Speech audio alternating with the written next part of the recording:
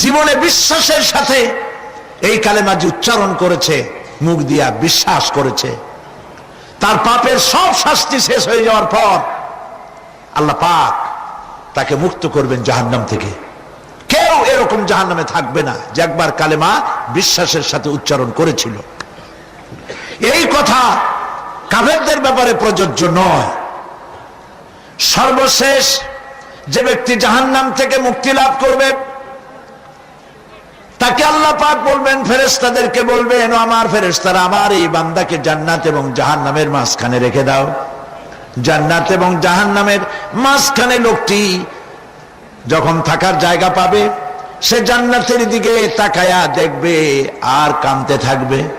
আল্লাহ পাক জিজ্ঞেস করবেন, বান্দারে, যুগের পর যুগ ধরে জাহান্নামে কেঁদেছো, আমি রব্বুল আলামিন জাহান্নাম মাফ করে দিয়া জান্নাত জাহান্নামের মাঝখানে রেখে দিয়েছি, আযাব থেকে তো বেঁচে গেছো, এখন কান্দো কেন? লোকটি বলবে, রব্বুল আলামিন কান্দি এই কারণে, জাহান্নাম থেকে মাফ করেছো, তোমার শুকরিয়া আদায় করি। জান্নাত তো আমার কপালে নাই, কিসমতে নাই, কিন্তু জান্নাত আমি এখান থেকে দেখতে পাচ্ছি, জান্নাতের সুঘ্রাণ আমার নাকে আসতেছে, কপালে নাই যাওয়ার। আমি কাঁদি এই জন্য, তুমি যদি মেহেরবানি করে আমাকে জান্নাতের দরজার কাছে একটু দাঁড় করায় দিতা, প্রাণ ভরে তোমার জান্নাতের দৃশ্যটা একটু দেখতাম। আল্লাহ পাক তার আরজি পূরণ করবেন, বলবেন যাও, ফেরেশতাদের বলবেন এর জান্নাতের দরজার কাছে দাঁড় করায় দাও। জান্নাতের দরজার কাছে দাঁড়িয়ে লোকটি আবার কান্না শুরু করবে। আল্লাহ পাক প্রশ্ন করবেন, এবার কান্দো কেন? লোকটি বলবে, রব্বুল আলামিন কান্দি এই কারণে, জান্নাতের এই দরজায় দাঁড়াইয়া জান্নাতের অফুরন্ত নেয়ামত কিছুই ভালো করে দেখা যায় না, শুধু অল্প জায়গা দেখি। যদি তুমি আমারে দয়া করে জান্নাতের মাঝখানে দাঁড় করায় দিতা, চতুর্দিকে তাকায়া তাকায়া দেখা কলিজারে ঠান্ডা বানাইতাম। তবে আমি ওয়াদা করি, জান্নাতের কোন নাজ নেয়ামত, কোন ফল আমি খাবো না, ধরবো না, ছুঁইব না। একটুখানি মেহেরবানি করে মাঝখানে দাঁড় করাইয়া দাও, জান্নারে ঠান্ডা করি। আল্লাহ রব্বুল আলামিন ফেরেশতাদের বলবেন, আমার এই বান্দারে জান্নাতের মাঝখানে দাঁড় করাইয়া দে। আল্লাহর নবী বলেন, জান্নাতের মাঝখানে দাঁড়িয়ে লোকটি আগের চাইতে আরো জোরে চিৎকার মেরে কাঁদতে থাকবে। আল্লাহ পাক বলবেন, বান্দারে কি হলো তোর? দরজার কাছে আসতে চাইছিলে, আইনা দিলাম। আবার এবার মাঝখানে আসতে চাইছো, তাও এনে দিয়েছি, আবার কান্দো কেন? লোকটি বলবে, রব্বুল আলামিন এবার কান্দি এই জন্যে, তুমি যখন দয়া করে একটিবার জান্নাতের মাঝখানে এনে আমাকে দাঁড় করায় দিয়েছো, তুমি রহমান রহিম গফুরুর রহিম, এই জান্নাত থেকে আবার আর বাইর করে দিও না। আল্লাহ রাব্বুল আলামিন বলবেন, ও আমার বান্দারে, আমার এই জান্নাত তোর খুব পছন্দ হয়েছে নাকি? লোকটি বলবে, রব্বুল আলামিন কলিজা ঠান্ডা হয়ে গেছে, ভাবতেও পারি নাই জান্নাত এত সুন্দর। আল্লাহ পাক বলবেন, বান্দারে এরকম একটি নয়, দুইটা নয়, তোর জন্য আমি 10টা জান্নাত এইরকম রিজার্ভ করে রাখছি। সুবহানাল্লাহ। আল্লাহ পাককে ভয় করে পৃথিবীর সমস্ত পাপ থেকে যারা নিজেকে রক্ষা করবে, আল্লাহ তাদের জন্য এই জান্নাত রেখে দিয়েছেন। সুবহানাল্লাহ।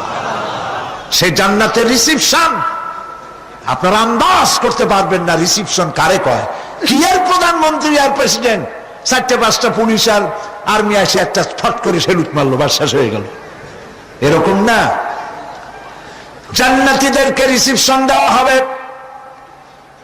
জান্নাতীরা যখন আল্লাহর হুকুমে জান্নাতের দিকে যেতে লাগবে, আর যখন জান্নাতের কাছে চলে যাবে, আল্লাহ রাব্বুল আলামিন শোনায় দিচ্ছেন, হাত্তা ইযা জাউহা ফুতিহাত আবওয়াবুহা ওয়া ক্বালা লাহুম খাজানাতুহা সালামুন আলাইকুম তিবতুম ফাদখুলুহা খালিদিন। সুবহানাল্লাহ। জান্নাতীরা যখন জান্নাতে প্রবেশ করার দরজার মুখোমুখি হবে, দ্বার রক্ষীগণ তখন বলবে সালামুন আলাইকুম, আল্লাহর শান্তি তোমাদের উপরে বর্ষিত হোক। সুবহানাল্লাহ। দুনিয়ার টাটকা টাটকা সুখগুলি দুই পা দিয়ে ঠেলে দিয়েছ, টাটকা সুখগুলি গ্রহণ করো নাই, হারাম খাও নাই, আল্লাহর দ্বীন কায়েমের জন্য রক্ত দিয়েছো, জীবন দিয়েছো, কষ্ট করেছো, আল্লাহকে ভয় করেছো। আমাদের সালাম গ্রহণ করো, জান্নাতের মধ্যে ঢুকে যাও চিরকালের জন্য। সুবহানাল্লাহ। আর বাইরে হওয়া লাগবে না, চিরকাল এই জান্নাতের মধ্যে তোমরা বসবাস করতে পারবে, আল্লাহ রাব্বুল আলামিনের ফেরেশতারা বলে দিবেন। জান্নাতের মধ্যে আল্লাহ পাক হুরদের সঙ্গে জান্নাতীদের বিয়ের ব্যবস্থা করে দিবেন। কোরআনে কারিমে আল্লাহ পাক বলেন মুত্তাকিইনা আলা সুরুজিম মাসফুফাতিন ওয়া যাওয়াজনাহুম বিহুরিন ঈন। সামনাসামনি ভাবে সাজানো সারি সারি আসন সমূহের উপর তারা ঠেস লাগায় বসে থাকবে, আর আল্লাহ রাব্বুল আলামিন হুরদের সাথে জান্নাতীদের বিয়ের ব্যবস্থা করে দিবেন। যেসব হুরের সঙ্গে বিয়ে হবে তাদের আল্লাহ পাক বিবরণ দিচ্ছেন কি রকম হবে তারা। লাম ইয়াতমিসহুন্না ইনসুন ওয়ালা জান, এর পূর্বে জিন এবং ইনসান এদেরকে কেউ স্পর্শ করে নাই। কি রকম তারা? কাআন্নাহুন্নাল ইয়াকুতু ওয়াল মারজান, যেমন ঝিনুকের ভিতরে মণিমুক্তা থাকে এইভাবে আল্লাহ পাক তাদেরকে পবিত্র করে রেখে দিয়েছেন। আমার প্রিয় ভাইরা, আল্লাহ রাব্বুল আলামিন কোরআনে কারীমের ভিতরে বলেছেন ফাবিআইয়ি আলা'i রাব্বিকুমা তুকাযযিবান। জান্নাত দান করে আল্লাহ পাক এবার জান্নাতীদেরকে সম্বোধন করে বলবেন ইয়া ইবাদি লা খাউফুন আলাইকুমুল ইয়াওমা ওয়ালা আনতুম তাহজানুন। হে আমার বান্দারা, লা খাউফুন আলাইকুমুল ইয়াওম, আজ আর কোনো ভয় নাই। সুবহানাল্লাহ, সুবহানাল্লাহ। আজ আর কোনো ভয় নাই, কোনো চিন্তাও নাই, আরামে এই জান্নাতের মধ্যে বসবাস করো। এরপরে আল্লাহ পাক জিজ্ঞেস করবেন ও আমার জান্নাতীরা, আমি যেসব ওয়াদা করছিলাম আমার ওয়াদা মোতাবেক সমস্ত নিয়ামত পেয়েছো? তারা বলবে হ্যাঁ পেয়েছি, সব নিয়ামত আপনার ওয়াদা মোতাবেক সব পেয়েছি। আল্লাহ রাব্বুল আলামিন বলবেন সব পাও নাই, ওয়ালাদাইনা মাজিদ, আমার কাছে আরো বেশি আছে। সুবহানাল্লাহ, আমার কাছে আরো বেশি আছে। জান্নাতীরা বুঝবে না সে আরো বেশিটা কি, এর থেকে আর বেশি কি। প্রিয় ভাই সব, নবী করিম সাল্লাল্লাহু আলাইহি সাল্লাম বলেছেন জান্নাতের সুখ আর শান্তি কোন চোখ নাই যা দেখেছে, যা কোন অন্তঃকরণ নাই যা কল্পনা করতে পেরেছে। এই জান্নাত মুত্তাকিদের জন্য আল্লাহ রাখছেন। সুবহানাল্লাহ। জান্নাতীরা ভাবতেও পারবে না সেই নিয়ামতগুলি কি। প্রিয় ভাই সব, সেই মুহূর্তে আল্লাহর নবী মুহাম্মদুর রাসূলুল্লাহ সাল্লাল্লাহু আলাইহি ওয়াসাল্লাম বলবেন রব্বুল আলামিন, আমার উম্মতেরা জান্নাতীরা বুঝতে পারে নাই আপনার কাছে কি নিয়ামত আরো বেশি আছে। আমার এই উম্মতেরা জান্নাতীরা আপনার ওয়াদা মোতাবেক সব পেয়েছে, কিন্তু একটি জিনিস এখনো তাদের কিসমতে হয় নাই।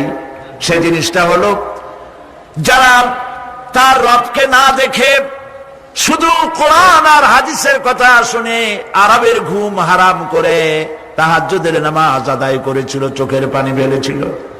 যারা জান্নাত দেখে নাই, জাহান্নাম দেখে নাই, আপনাকে ভয় করে যারা জীবন পরিচালনা করেছিল, যারা আপনাকে দেখে নাই, না দেখে শুধু কোরআন হাদিস বিশ্বাস করে যারা অকাতরে নিজেদের জীবন বিলায় দিয়েছিল, এই জান্নাতীরা এখন পর্যন্ত তার রবকে দেখতে পারে নাই।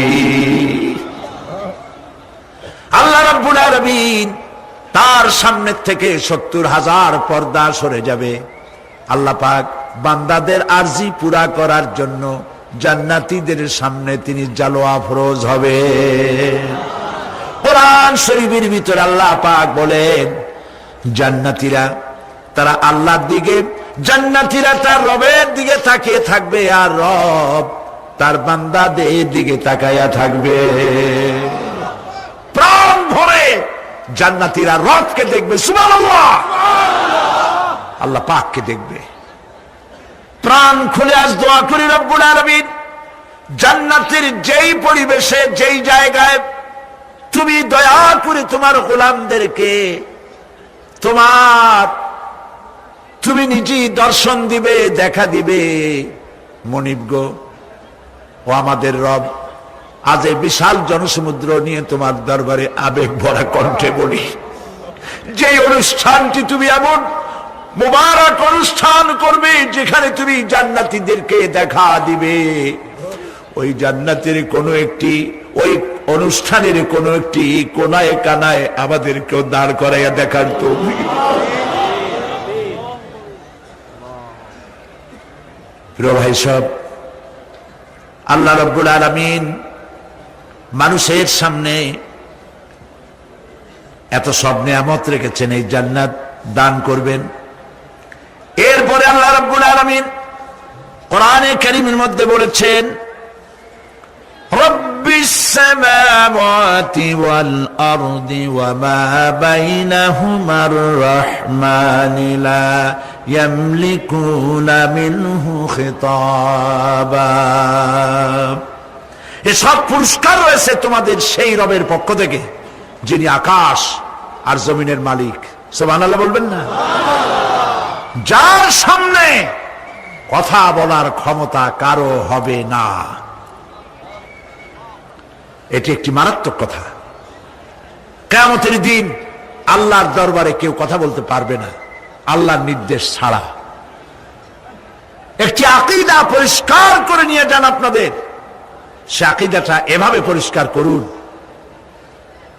কোন পীর সাহেব, কোন খাজা বাবা, কোন মাওলানা, কোন মুহাদ্দিস, কোন বুজুর্গ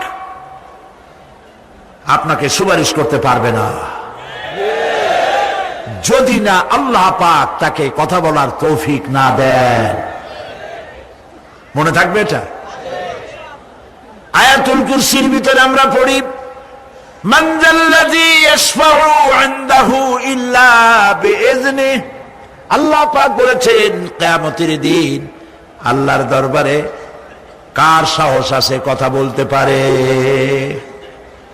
মান যাল্লাযী ইয়াশফাউ ইনদাহু ইল্লা বিইজনিহি। আল্লাহর অর্ডার ছাড়া, হুকুম ছাড়া আল্লাহর সামনে কথা বলার সেদিন কেউ থাকবে না। সুবহানাল্লাহ, কেউ কথা বলতে পারবে না। সুপারিশ করতে হবে আল্লাহ যারে বলেন তুমি করো, অমুকের জন্য করো, সেই ব্যক্তি শুধু তার জন্যই করতে পারবে, আর কেউ কথা বলতে পারবে না।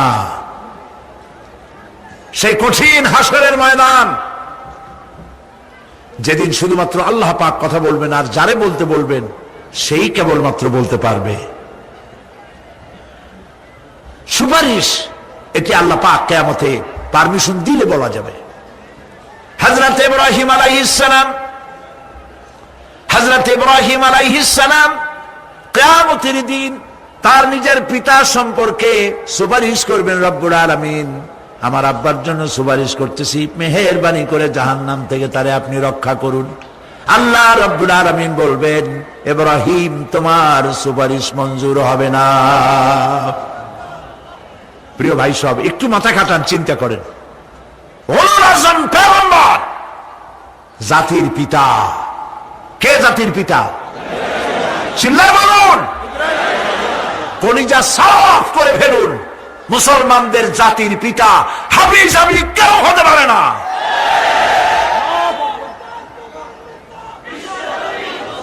মিল্লাতা আবিকুম ইব্রাহিম।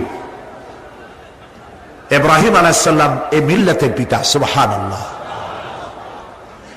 হযরত ইব্রাহিম আলাইহিস সালাম কিয়ামতের দিন বলবেন, আল্লাহ আমার আব্বার জন্য সুপারিশ করছি। আল্লাহ পাক বলবেন মঞ্জুর হবে না। আসর তোমার পিতা হতে পারে, কিন্তু আমার খলিলকে আগুনে ফেলার জন্য নমরুদকে সে সহযোগিতা করেছে, আমি তোমার পিতাকে ক্ষমা করব না। নবী করিম সাল্লাল্লাহু আলাইহি সাল্লামকে সাহাবায়ে কেরাম জিজ্ঞেস করেছেন, হে রাসূল, আপনার আব্বা এবং আম্মার অবস্থা কি হবে? নবী করিম সাল্লাল্লাহু আলাইহি সাল্লাম কেঁদে ফেলেছেন, সব বলেছেন, আমি তাদের কোনো উপকারে আসব না। আল্লাহু আকবার। মিল্লাতা আবিকুম ইব্রাহিম, ইব্রাহিম আলাইহিস সালাম এই মিল্লাতের পিতা। সুবহানাল্লাহ। হযরত ইব্রাহিম আলাইহিস সালাম কিয়ামতের দিন বলবেন, আল্লাহ আমার আব্বার জন্য সুপারিশ করছি, আল্লাহ পাক বলবেন মঞ্জুর হবে না। আসর তোমার পিতা হতে পারে, কিন্তু আমার খলিলকে আগুনে ফেলার জন্য নমরুদকে সে সহযোগিতা করেছে, আমি তোমার পিতাকে ক্ষমা করব না।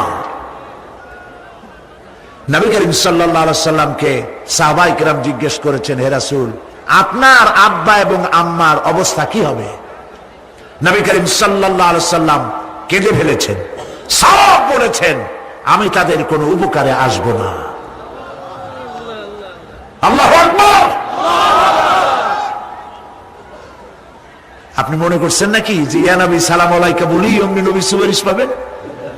এত সহজ। কতগুলা রসগোল্লা খাইলেন আর বড় একটা মিছিল করলেন আর অমনি চলে যাবেন?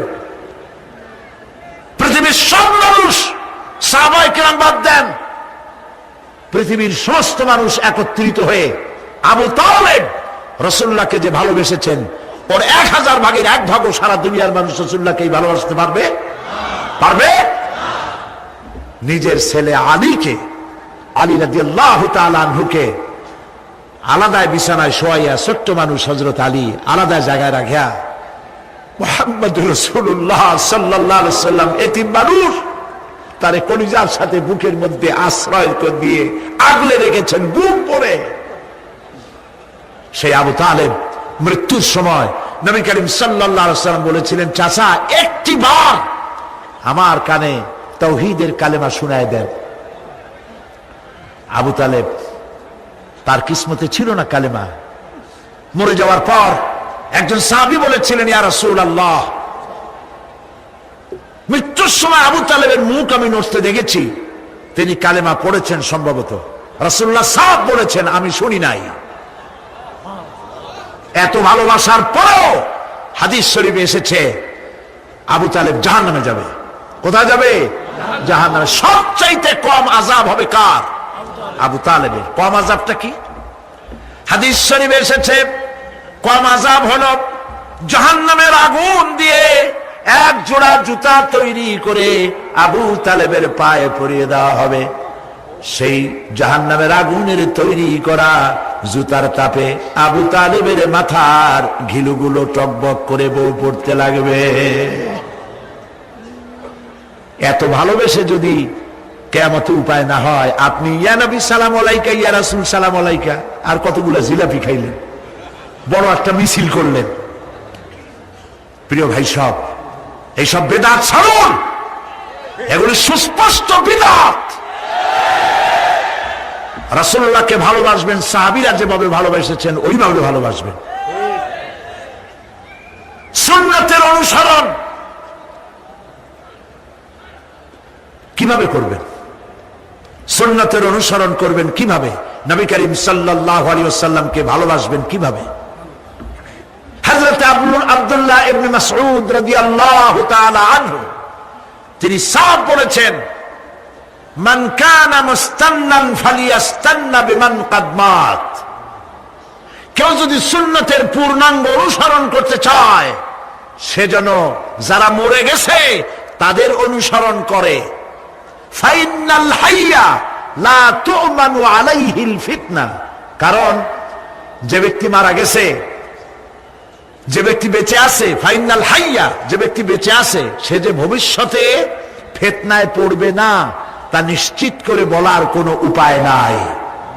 এই জন্য সুন্নতের অনুসরণ করার জন্য মাপকাঠি কোনো পীর নয়, আলেম নয়, মুহাদ্দিস নয়, মুফাসসির নয়। যে ব্যক্তি মারা গেছে তিনি হলেন সুন্নতের অনুসরণ তারই করতে হবে। তিনি কে? তারা কারা? উলাইকা আসহাবু মুহাম্মদ সাল্লাল্লাহু আলাইহি ওয়াসাল্লাম, তারা হলেন নবী করিম সাল্লাল্লাহু আলাইহি ওয়াসাল্লামের সাহাবায়ে কেরাম রিদওয়ানুল্লাহি তাআলা আলাইহিম আজমাইন।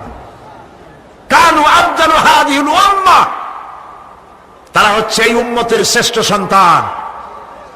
আমার দেশে আসে না যারা, যে সরকার যখন আসে তারা এসে এক দলে বলে এরাই হলো দেশের জাতির শ্রেষ্ঠ সন্তান। না, শ্রেষ্ঠ সন্তান তোমরা সার্টিফিকেট দিলে হবে না। এ বিশ্বের শ্রেষ্ঠ সন্তান আল্লাহর নবীরা, আর তারপরে সাহাবায়ে কেরাম রিদওয়ানুল্লাহি তাআলা আলাইহিম আজমাইন।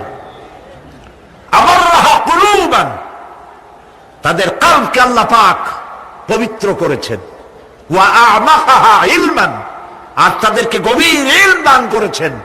ওয়া আকাল্লাহা তাকাল্লুফান, আর সমস্ত রকমের বক্রতা থেকে তাদের কলিজাকে আল্লাহ পাক মুক্ত করে দিয়েছেন।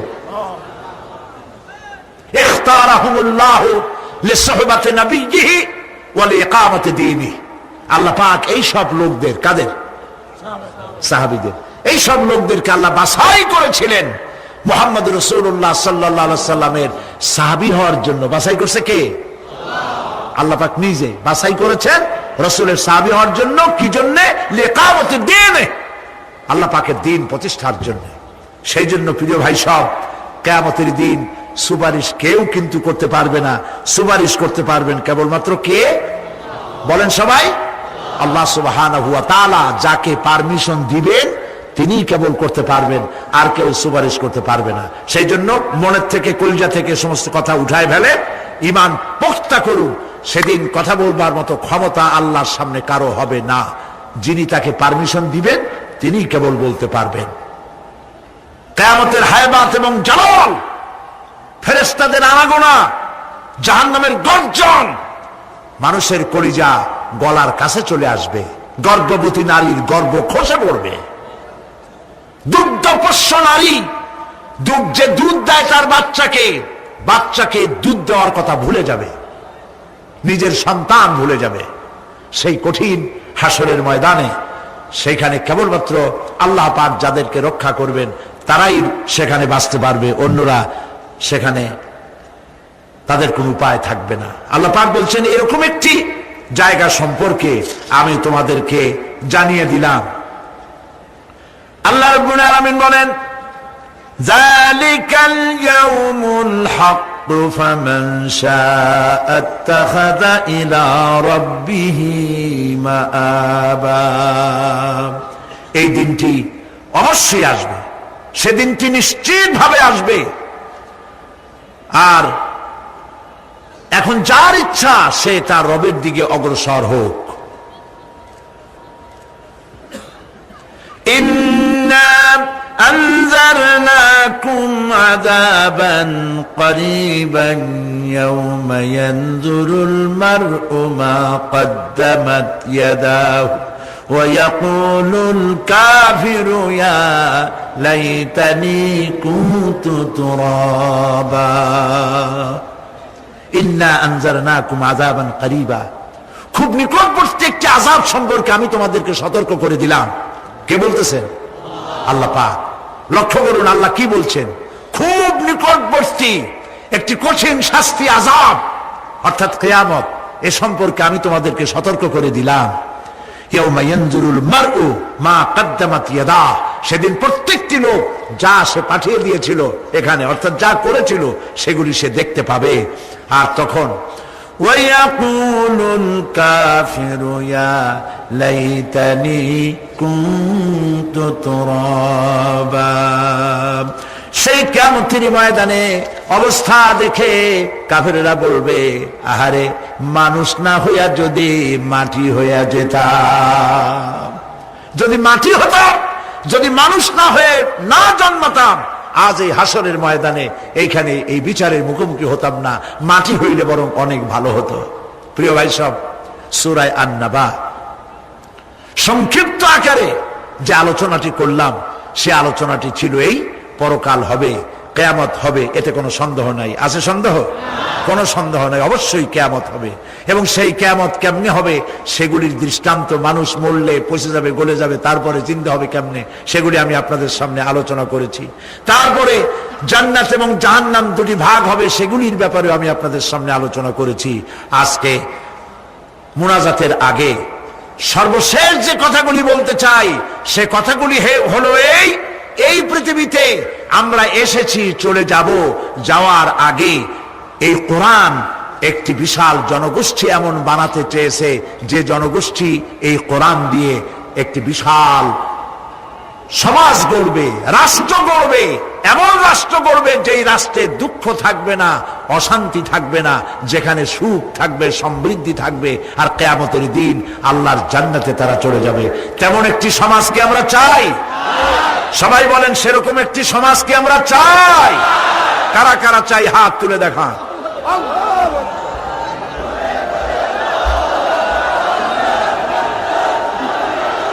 প্রিয় ভাই সব, আমি হাত তুলতে বলেছি, দাঁড়াইতে বলি নাই। মেহেরবানি করে বসেন। আজকে আখেরি মুনাজাতের দিন, আলহামদুলিল্লাহ বলেন। কয়েক লক্ষ মানুষ মুনাজাতের জন্য অপেক্ষা করছে, আলহামদুলিল্লাহ বলেন। দাঁড়ানোর অর্থ আমি বুঝি, অনেক সময় বসছেন, ফাঁকে একটু মাজা সোজা করে নিলেন। বসেন বসেন, আর একটু জোরে সরে জিকির করেন, লা ইলাহা ইল্লাল্লাহ, লা ইলাহা ইল্লাল্লাহ, আরো জোরে লা ইলাহা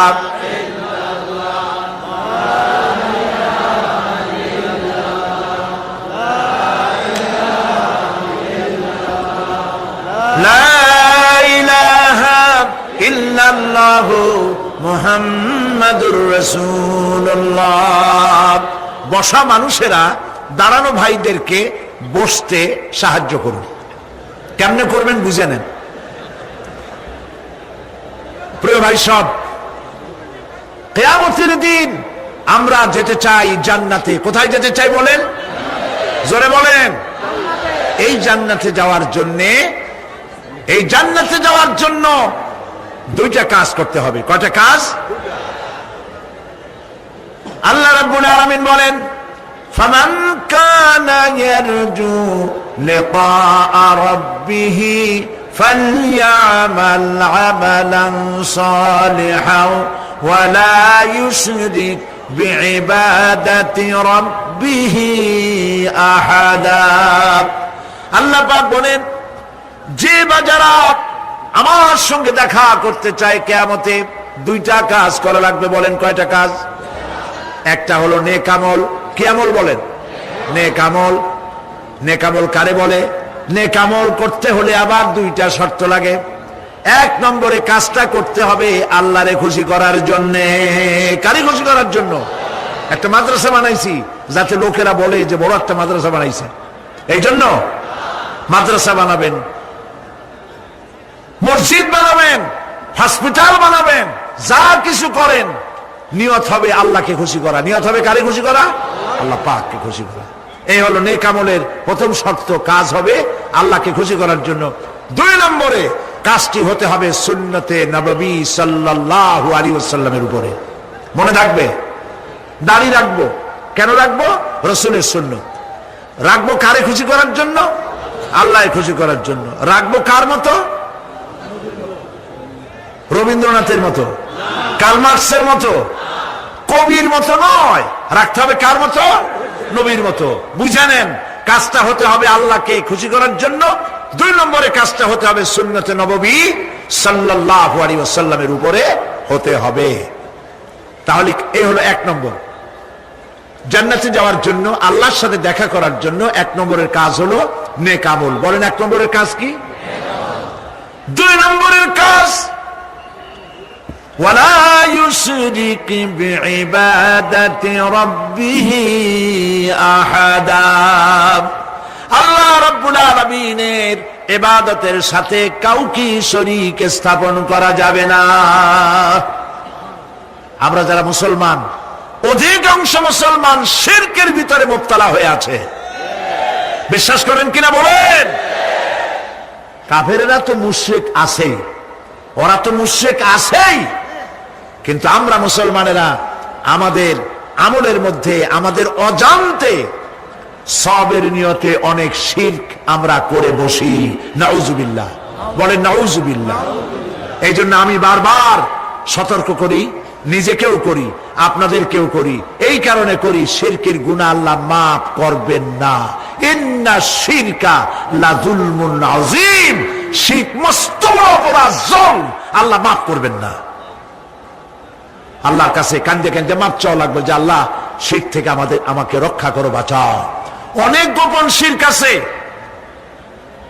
মাজারে যান, পীর সাহেবের কাছে যান, মনে যদি নিয়ত থাকে উনি ফু দিলে আমি ভালো হবই, উনি তাবিজ দিলে আমার বাচ্চা হবেই, উনি আমারে দয়া করলেই আমার ব্যবসায় উন্নতি হবেই, এইটার নাম শিরক। এটার নাম কি? ওয়াইজা সাআলতা ফাসআলিল্লাহ ওয়াইজা ইসতাআনতা ফাসতাইন বিল্লাহ। যা বলার আল্লাহরে বলো, আর যা চাওয়ার কার কাছে চাও? চিল্লায় বলেন। কলিজাটাকে পরিষ্কার করে দেন আজকের মাহফিলে। এই কলিজায় কারো প্রতি কোনো ভয় রাখবো না আল্লাহ ছাড়া। ভয় করবো কারে বলেন? মহব্বত আল্লাহ ছাড়া, এত বেশি মহব্বত আর কাউকে করব না। আল্লাহ তাআলা আমাদের কলিজায় তোমার ভয় এবং মহব্বত দিয়ে ভরে দাও, রাসূলের মহব্বত দিয়ে আমাদের দিলকে ভরে দাও। বিশ্বাস করুন ভাই সাহেব, কোরআন শরীফ আমার সামনে, বিশ্বাস করুন, দেশি পীর বিদেশি পীর, খাজা বাবা দেশি এবং বিদেশি, কেউ আপনার ভাগ্য বদলাই দিতে পারবে না। এই পিছনে দৌড়ায় দৌড়ায় কোনো লাভ নয়। এতক্ষণ মসজিদের ভেতরে বসে আল্লাহর কাছে কাঁদেন। ওয়াকালা রাব্বুকুম উদউনি আস্তাজিব লাকুম। তোমার রব বলেছে আমারে ডাকো, আমি ডাকের সাড়া দিয়ে দেব। সুবহানাল্লাহ। আর আল্লাহ বলেছেন আমার ইবাদতের সাথে কাউকে শরীক করবে না। খবরদার। আলাইসাল্লাহু বিকাফিন আবদা।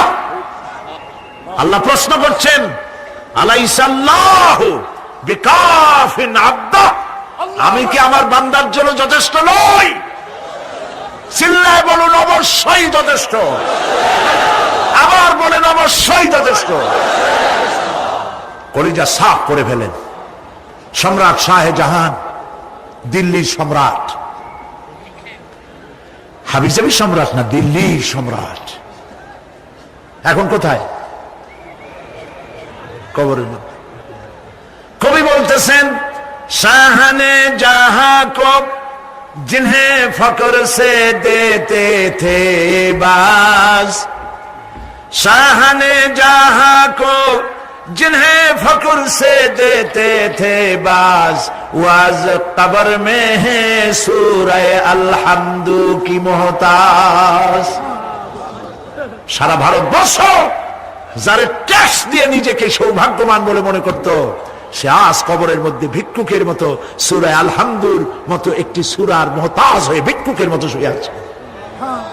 সম্রাট শাহজাহান মসজিদে বসে আছে, এক ফকির ঘুরতেছে। লোকেরা কয় ছোটবেলা থেকেই তোমার খয়রাত করতে দেখলাম, ভিক্ষা কি জীবনেও যাবে না তোমার? লোকটি বলছে, আমি ভিক্ষা করবো ছাড়া আমার উপায়টা কি? কারণ আমারও তো লোকেরা এই মুরব্বীকে বসায় না। এই লোকটি আমি ভিক্ষা করা ছাড়া করবো কি? লোকেরা তো আমার 60 টাকা 50 টাকা 100 টাকা দেয় না, 4 আনা 5 আনা 1 টাকা এই আমার দেয়, এ দিয়ে আমি বড় লোক হবো কেমন? লোকটি বলছে, আচ্ছা দেখো, তুমি তো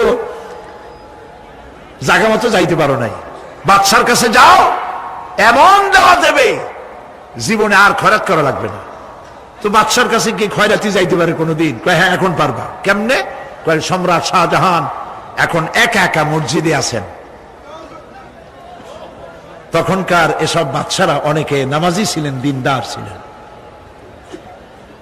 ফকির দরজার কাছে দাঁড়াইয়া দেখতে পাচ্ছে কেউ নাই, দেহরক্ষীরা দূরে দূরে দাঁড়ানো।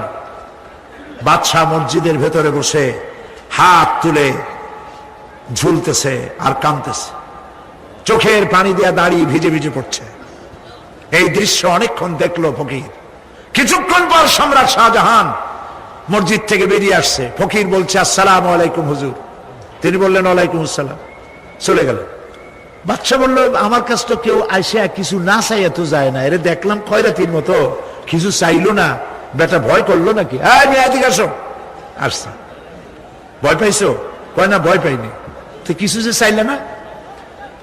ফকির বলছে, জাহাপানা সত্যিই কিছু চাইতে আসছিলাম, তারপর চাইলে না কেন? ফকির বলছে, জাহাপানা সারা জীবন ভিক্ষা করেছি, আজ দিল্লির সম্রাটের কাছে বেশি পাওয়ার লোভে এসেছিলাম, কিন্তু আপনার দশা দেখা আমার জ্ঞানের চোখ খুলে গেছে।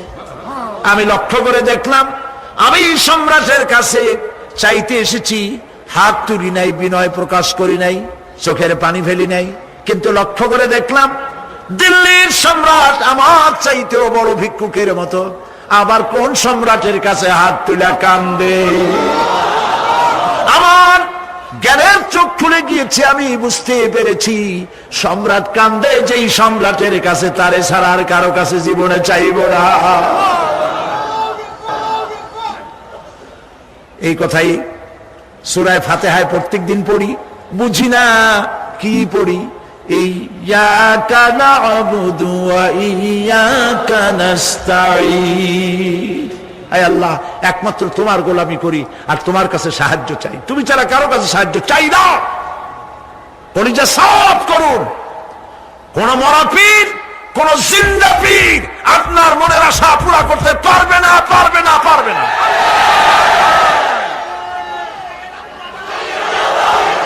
আর আজ থেকে কোন মাজারে টাকা দিবেন না, পয়সা দিবেন না, আগরবাতি দিবেন না, মোমবাতি দিবেন না, গোলাপ পানি দিবেন না। কারা কারা দিবেন না হাত উঁচু করে দেখা। হাত নামান, হাত নামান। আল্লাহ পাক তুমি এই হাতগুলি কবুল করো, জোরে বলেন আমিন। এই চট্টগ্রাম ছিল স্বাধীনতা আন্দোলনের লালন ভূমি, সূতিকাগার। এই চট্টগ্রামের বুকের উপরে দাঁড়িয়ে শহীদ প্রেসিডেন্ট জিয়াউর রহমান স্বাধীনতার ঘোষণা দিয়েছিলেন। সেই চট্টগ্রাম স্বাধীনতার গৌরবে ধন্য। সেই চট্টগ্রামকে আল্লাহ পাক ইসলামের চট্টগ্রাম, শিরক এবং বিদআত মুক্ত চট্টগ্রাম আল্লাহ বানায় দিন। আমি অত্যন্ত আনন্দিত, খুশি বর্তমান সরকার চট্টগ্রামকে বাণিজ্যিক রাজধানী ঘোষণা করায় সরকারকে ধন্যবাদ জানাই। আমি ধন্যবাদ জানাই চট্টগ্রাম আন্তর্জাতিক বিমানবন্দর। আমরা আজ থেকে বহু বছর আগে সেই কোন জায়গায় যেন, কোন স্কুল বলো না, কলেজিয়েট হাই স্কুল ময়দানে 80-র দশকে এভাবে মাহফিলে বলেছিলাম, চট্টগ্রাম এই আন্তর্জাতিক বিমান, তখন আন্তর্জাতিক ছিল না, এই বিমানবন্দরের নাম রাখা হোক আল্লাহর ওলি শুয়ে আছেন এই চট্টগ্রামে হযরত শাহ আমানত রাহমাতুল্লাহ আলাইহি, তার পবিত্র নামে এটা করা হোক। কোন সরকার করে নাই, কোন সরকার করে নাই। সেই দীর্ঘদিনের দাবির ফলশ্রুতিতে চট্টগ্রামকে 4 দলীয় ঐক্যজোটের সরকার চট্টগ্রামের মুসলমানদের কলিজার দাবি পূরণ করে শাহ আমানত ইন্টারন্যাশনাল এয়ারপোর্ট নাম ধারণ করে সেখানে পতাকা উঠতেছে বাংলাদেশের, মসজিদও তৈরি হয়ে গেছে। দুনিয়ার কোন আন্তর্জাতিক বিমানবন্দরের গায়ের সাথে মিশানো এমন মসজিদ আমি দেখছি কিনা আমার মনে পড়ে না। চট্টগ্রামের সৌভাগ্য, আলহামদুলিল্লাহ। আমার কলিজা চায় আমি আপনাদের সাথে জড়াই গেছি, আমি আপনাদের সাথে জড়াই গেছি ভালোবাসা দিয়া, মহব্বত দিয়ে, কোরআনের কারণে। আর কোনো কারণ নাই, কোনো স্বার্থ নাই। আমি কোনোদিন চট্টগ্রাম থেকে এমপি নির্বাচন করতে আসবো না। আপনাদের সাথে আমাদের এই মহব্বতের সূত্র শুধুমাত্র আল্লাহ, শুধুমাত্র রাসূল, শুধুমাত্র আল্লাহ রাব্বুল আলামিনের এই কোরআন শরীফ, আর কিচ্ছু না। আল্লাহ পাক এই চট্টগ্রামে যারা মাজারের ব্যবসা করে এগুলোরে তুমি হেদায়েত করে দাও, বলেন আমিন। মাজার কেন্দ্র করে যারা বসে আছে ওদেরকে বলেন আল্লাহ রাস্তায় বাড়ি ফিরে যা। এ মাজারে চাইস কি? মাজারগুলির চতুর্দিকে বসে আছে, গাঁজা খায়, দাড়িতে জট, গায়ে সালার শট, শয়তান। বাড়ি যা, বলবেন বাড়ি যা বাচ্চা, রিক্সা চালা, তোরে মাজারে বসতে কইছে কে? মাজারগুলি পাহারা দেবে গভর্নমেন্ট। শাহ আমানত আমাদের সম্পদ, শাহ মাকদুম মুসলিম মিল্লাতের সম্পদ, শাহজালাল মুসলিম উম্মার সম্পদ। এদের মাজারকে সংরক্ষণ করার দায়িত্ব সরকারের। ওখানে তোমার বসে টাকা লাগবে না, খালি পয়সা কামাও আর এই টাকা দিয়া ট্রাক আর বাসের ব্যবসা করো, কোটি কোটি টাকার মালিক হও। আর গাঁজা খায়, ডলিয়া ডলিয়া কলকিতে ঢুকে টান দেয়, চোখ কর্মে বড় হয় আর গান গায়, মদিনা যাব কেমনে মদিনা। বলে তুই শয়তান, কেমনে মদিনায় যাবি? এত গাঁজা খাইয়ে যাবি তুই মদিনায়? প্রিয় ভাই সব, শীত মুক্ত জীবন যাপন করতে হবে, কোনো আপোষ নাই, নো কম্প্রোমাইজ। মাজারওয়ালাদের সাথে মুসলমানদের কোনো কম্প্রোমাইজ নাই, সাফ কথা। আমরা শিরক এবং বিদআত মুক্ত জীবন চাই, আলহামদুলিল্লাহ বলে। কিয়ামতে আল্লাহ পাক নাজাত দিয়ে দেবেন, বলেন আমিন। আমি সপ্তম সংসদে পার্লামেন্টে বলেছিলাম তদানীন্তন হুজুরদের সামনে, বুঝছেন তো কারা? বললাম এই তো বারবার যান উমরা করতে, এখন আর যাইটা না, এখন তো ইলেকশনের সময় না, এখন পার্শ্ববর্তী দেশে সফর করা দরকার। রোজার মাসে এখন আর যাওয়াটাও লাগে না, তখন যাইতো, তখন পট্টি টট্টিও বানতো।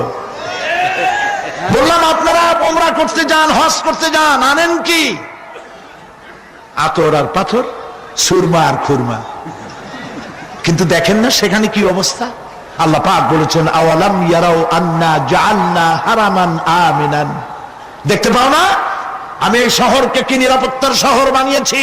যখন পৃথিবীর চতুর্দিকে লুণ্ঠন হচ্ছে, চুরি হচ্ছে, হত্যা হচ্ছে, ধর্ষণ হচ্ছে, তখন আমার এই শহর দেখো কেমন নিরাপত্তা বানাইলাম। যারা হজে গিয়েছেন লক্ষ্য করেছেন, লক্ষ লক্ষ মানুষ, চাঁদের চাইতেও সুন্দরী মানুষগুলি, নারীগুলি রাতের বেলায় পুরুষ সঙ্গী ছাড়া একাকিনী আল্লাহ রাব্বুল আলামিনের ঘর তাওয়াফ করতে আসে। গভীর রাত্রে তাওয়াফ করলো, নামাজ পড়লো, দোয়া করলো, আবার একাকিনী ঘরে ফিরে গেল। লক্ষ লক্ষ পর পুরুষের মধ্য দিয়ে আজ পর্যন্ত একটি রেকর্ড সৃষ্টি হলো না যে কাবা শরীফের চতুর্দিক থেকে কয়েকটা নারী হাইজ্যাক হয়ে গেছে। চোখে দেখো না, মক্কা শরীফে তো চতুর্দিকে পুলিশ টুলিশ আছে। মুজদালিফায় যেখানে এরকম শামিয়ানা নাই, ঘর নাই, দেওয়াল নাই, লক্ষ লক্ষ নারী আর পুরুষ পাশাপাশি কাছাকাছি সারা রাত শুয়ে থাকে। বলেন ঠিক কিনা? হাজার দেড় হাজার বছরের ইতিহাস তালাশ করেন, একটা নারী হাইজ্যাক হয়েছে, লাঞ্ছিত হয়েছে? আর তুমি বুশ আমাদের কও আমরা সন্ত্রাসী? তোমার দেশে প্রতি সেকেন্ডে কত মানুষ নিহত হয়? তোমার দেশে প্রতি মিনিটে কত ধর্ষণ হয়? হিসাব করো। আমাদের দিকে চোখ তুলে তাকাইও না, নিজের ঘর সামলাও। ফেরাউনের ঘরে আল্লাহ মুসাকে পালন করেন। আমেরিকার সেই লোকগুলি বললো অবস্থা এখন এই হয়েছে, কোরআন শরীফ পড়তে গিয়ে বোমা তালাশ করতে গিয়ে দেখে বোমা টোমা নাই, বরং বোমা নিরসনের কথা আছে। রেজাল্ট কি হলো? তারা বললেন রেজাল্ট এই হয়েছে, আল্লাহর কোরআন তেলাওয়াত করে করে আমেরিকান সাদা খ্রিস্টানেরা আগের তুলনায় 5 গুণ বেশি মুসলমান হওয়া শুরু করে দিয়েছে। तौहीद की अमानत सीनों में है हमारी, तौहीद की अमानत सीनों में है हमारी, आसान ही मिटाना नामो निशान हमारा। একাত্মবাদের আমানত আমাদের কলিজা আছে, আলহামদুলিল্লাহ বলেন। আমাদের নাম নিশানা মিটাইতে পারবে না, তোমার বোমা অস্ত্র যা আছে সব নিয়ে আসো। আল্লাহ আমাদের সাহায্য করবেন ইনশাআল্লাহ। ইন তানসুরুল্লাহ ইয়ানসুরকুম, হে মুসলমানেরা আল্লাহকে সাহায্য করো, আল্লাহ তোমাদের সাহায্য করবেন। আল্লাহর সাহায্য কেমনে করবেন? আল্লাহ দ্বীন কায়েমের জন্য জীবন দিতে প্রস্তুত হয়ে যাও, আল্লাহ পাক সাহায্য করবেন। রব্বুল আলামিন পরিষ্কার করে বলেছেন, ওয়া কানা হাক্কান আলাইনা নাসরুল মুমিনিন, মুমিনদেরকে সাহায্য করা আমি আল্লাহর জন্য ওয়াজিব। সুবহানাল্লাহ বলেন। আল্লাহর জন্য মুমিনদেরকে সাহায্য করা কি? ওয়াজিব। সুতরাং ভয় পাবেন না, ঐক্যবদ্ধ হন, ঐক্যবদ্ধ হন, তাকওয়া সৃষ্টি করুন, আল্লাহর মেহেরবানি আসবে। নামাজ পড়ুন, আল্লাহরে সেজদা দিবেন। কারে সেজদা দিবেন? আজকে কি ভাই কোরআন শরীফের মাহফিলের শেষ দিন, তাফসীরের মাহফিল শেষ দিন, মুনাজাতের দিন, লক্ষ লক্ষ মানুষ মুনাজাতের অপেক্ষায় বসে আছে। প্রিয় ভাই সব, এই সুন্দর মুহূর্তে আমরা কি ওয়াদা করতে পারি জীবনে আর নামাজ ছাড়বো না? আমরা কি ওয়াদা করতে পারি জীবনে আর মিথ্যা কথা বলবো না? মুসলমানদের কপাল পূর্ণ কেন? কারণ দুনিয়া আমরা সব থেকে বেশি মিথ্যা কথা বলি। বলেন ঠিক কিনা?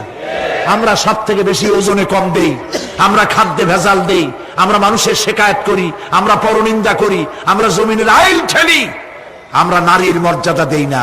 এই সব কারণে আল্লাহ নারাজ হয়ে গেছেন। আমরা কি ওয়াদা করতে পারবো এই অপকর্মগুলি জীবনে আর করব না? পারবো? দুই হাত উঁচা করেন, বলেন, ইয়া আল্লাহ, তোমার পবিত্র নামে শপথ করি, কসম করি, যতদিন পর্যন্ত মালাকুল মউত আমার মাথার কাছে না আসতেছে ততদিন পর্যন্ত ফরজ নামাজ, ফরজ রোজা ছেড়ে দেব না, মিথ্যা বলবো না, ওয়াদা খেলাপ করব না, অহংকার করব না, পরনিন্দা করব না, জমিনের আইল ঠেলবো না, স্ত্রী এবং অধীনস্থ মহিলাদেরকে বেপরদা করব না। বলেন, সুদ খাবো না, ঘুষ খাবো না। আয় আল্লাহ, চিৎকার দিয়া বলেন, আয় আল্লাহ, আমাদের আজকের এই মুকাম্মাল তওবা, এই ওয়াদা আমাকে পূরণ করার তৌফিক দাও। আমিন, আমিন, আমিন ইয়া রাব্বাল আলামিন। হাত নামান। প্রিয় ভাই সব, এরপরে আপনাদের আমি মুনাজাতের দিকে আগাচ্ছি, কষ্ট আর দিব না। আমাদের দেশে সন্ত্রাসের কারণে দেশ জাহান্নামের দিকে চলে গেছিল, ঠিক না? আলহামদুলিল্লাহ, সেনাবাহিনী যৌথ অভিযানের কারণে সন্ত্রাস কমে গেছে। আলহামদুলিল্লাহ বলেন, মহব্বতের সাথে বলেন আলহামদুলিল্লাহ। সেনাবাহিনী নামায় আপনারা বেজার না খুশি ছিলেন? বেজার না খুশি? দেখান তো কারা কারা খুশি। আলহামদুলিল্লাহ, হাত নামান, হাত নামান। আমাদের সেনাবাহিনী আমাদের গৌরব, আমাদের অহংকার। পৃথিবীতে তারা যেখানেই গিয়েছে আমাদের জন্য সুনাম কুড়িয়ে এনেছে। সন্ত্রাসীদের এই চিন্তা করার কারণ নাই যে অপারেশন ক্লিন হার্ট, অপারেশন থুইয়া এখন সব জেলা থুইয়া সাব ডিভিশন লেভেলে সব চলে আসতেছে। আবার আপনারা সন্ত্রাস, চাঁদাবাজি, মাস্তানি শুরু করবেন? পারবেন না, পারবেন না। কারণ সেনাবাহিনী আমরা দিল্লি অথবা পিন্ডি থেকে ধার করে আনি নাই, ওরা আমাদের সন্তান। সরকার যতবার খুশি ততবার নামাবে। সন্ত্রাসীদেরকে মারলে যদি মরে মানবাধিকার লঙ্ঘিত হয় না, কারণ সন্ত্রাসীরা মানুষই না। তারা যখন হাজার হাজার মানুষ মেরেছে তখন তোমাদের মানবাধিকারের কথা কোথায় ছিল? আজ এত দরদ কেন? বাংলাদেশ গত ঈদের মাঠে, ঈদের রাতে, ঈদের আগের রাত্রে আমরা মক্কা শরীফে ছিলাম, শুনেছি বাংলাদেশে বড় বড় শহরগুলিতে রাত 2:30, 3টা পর্যন্ত মা বোনেরা ঈদের কেনাকাটা করেছে। বাংলাদেশের ইতিহাসে হয়েছে কোনদিন? সুতরাং এতে নারাজ হয়েছে কারা? 14 কোটি মানুষ বলেছে আলহামদুলিল্লাহ, খালি একটা দল বলেছে নাউজুবিল্লাহ। আল্লাহ তাদের সুমতি দান করুন বলি আমিন। সবাই বলেন আমিন। সুতরাং সেনাবাহিনীর অপারেশনের ব্যাপারে কোনো কথা বলার কোনো প্রয়োজন নাই। বামপন্থীরা বলেছে রুখে দাঁড়াও, সেনাবাহিনী রুখে দাঁড়াবা? খুব আশ্চর্য কথা। পাগলা হাতি হইতে পারে, একটা পাগলা হাতি একটা বাজার ভাঙিয়ে দিতে পারে, 5-6টা মানুষ পাড়ায় মারতে পারে, কিন্তু তুমি রেজিমেন্টের সামনে তুমি কি? তোমরা বামেরা সব এক জায়গায় হইয়াও কামের কাম কিছু করতে পারো নাই, পারবাও না। নির্বাচনে দাঁড়ায় দেখো, তোমাদের বামের যত বড় নেতা আছে প্রত্যেকটা নেতার ব্যাপারে চ্যালেঞ্জ রইল যে যেখানে দাঁড়াবে সেখানেই জামানত হারাবে। কারণ এই দেশের লোকেরা বামপন্থীদের ভালোবাসে না, কারণ বামপন্থীরা জাহান্নামে যাবে। আসহাবুশ শিমাল আসহাবুল ইয়ামিন, ডানপন্থীরা যাবে জান্নাতে, বামপন্থীরা যাবে জাহান্নামে।